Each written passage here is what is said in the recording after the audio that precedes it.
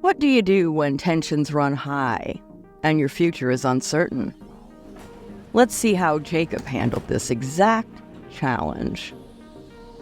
Good day, Grace Keepers. Welcome to your daily dose of God. Today's reading is Genesis 31. Key verses to reflect on later, if you'd like, are Genesis 31, 1 through 3, and 17 and 18. Same chapter. Let's dive in and discover the timeless wisdom God has for us today. Today's story is about overcoming trials and finding guidance. Jacob heard that Laban's sons were saying, "Jacob has taken everything our father owned and has gained all this wealth from what belonged to our father." And Jacob noticed that Laban's attitude toward him was not what it had been. Then the Lord said to Jacob, "Go back to the land of your fathers and to your relatives, and I will be with you."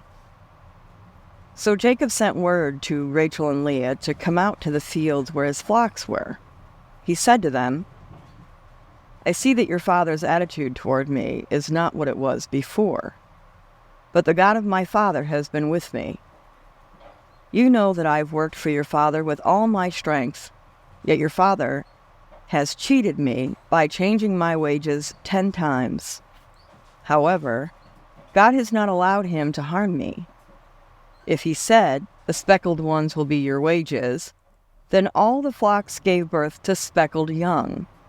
And if he said, 'The streaked ones will be your wages,' then all the flocks bore streaked young. So God has taken away your father's livestock and has given them to me. In breeding season, I once had a dream in which I looked up and saw that the male goats mating with the flock were streaked, speckled, or spotted. The angel of God said to me in the dream, 'Jacob,' I answered. 'Here I am.' And he said, 'Look up and see that all the male goats mating with the flocks are streaked, speckled, or spotted. For I have seen all that Laban has been doing to you. I am the God of Bethel, where you anointed a pillar and where you made a vow to me. Now leave this land at once and go back to your native land.' Then Rachel and Leah replied, 'Do we still have any share in the inheritance of our father's estate? Does he not regard us as foreigners? Not only has he sold us, but he has used up what was paid for us. Surely all the wealth that God took away from our father belongs to us and our children. So do whatever God has told you.' Then Jacob put his children and his wives on camels, and he drove all his livestock ahead of him, along with all the goods he had accumulated in Padan Aram, to go to his father, Isaac, in the land of Canaan. When Laban had gone to shear his sheep, Rachel stole her father's household gods. Moreover, Jacob deceived Laban, the Aramean, by not telling him he was running away. So he fled with all he had, crossed the Euphrates River, and headed for the hill country of Gilead. On the third day, Laban was told that Jacob had fled, taking his relatives with him. He pursued Jacob for 7 days, caught up with him in the hill country of Gilead. Then God came to Laban the Aramean in a dream at night and said to him, 'Be careful not to say anything to Jacob, either good or bad.' Jacob had pitched his tents in the hill country of Gilead, when Laban overtook him, and Laban and his relatives camped there too. Then Laban said to Jacob, 'What have you done? You've deceived me, and you've carried off my daughters like captives in a war. Why did you run off secretly and deceive me? Why didn't you tell me so I could send you away with joy and singing to the music of timbrels and harps? You didn't even let me kiss my grandchildren and my daughters goodbye. You have done a foolish thing. I have the power to harm you. But last night the God of your father said to me, 'Be careful not to say anything to Jacob, either good or bad.' Now you have gone off because you long to return to your father's household. But why did you steal my gods?" Jacob answered Laban, I was afraid because I thought you would take your daughters away from me by force. But if you find anyone who has your gods, that person shall not live. In the presence of our relatives, see for yourself whether there is anything of yours here with me, and if so, take it. Now Jacob did not know that Rachel had stolen the gods. So Laban went into Jacob's tent, and into Leah's tent, and into the tent of the 2 female servants, but he found nothing. After he came out of Leah's tent, he entered Rachel's tent. Now Rachel had taken the household gods and put them inside her camel's saddle, and was sitting on them. Laban searched through everything in the tent, but found nothing. Rachel said to her father, Don't be angry, my lord, that I cannot stand up in your presence. I am having my period. So he searched but could not find the household gods. Jacob was angry and took Laban to task. What is my crime? He asked Laban.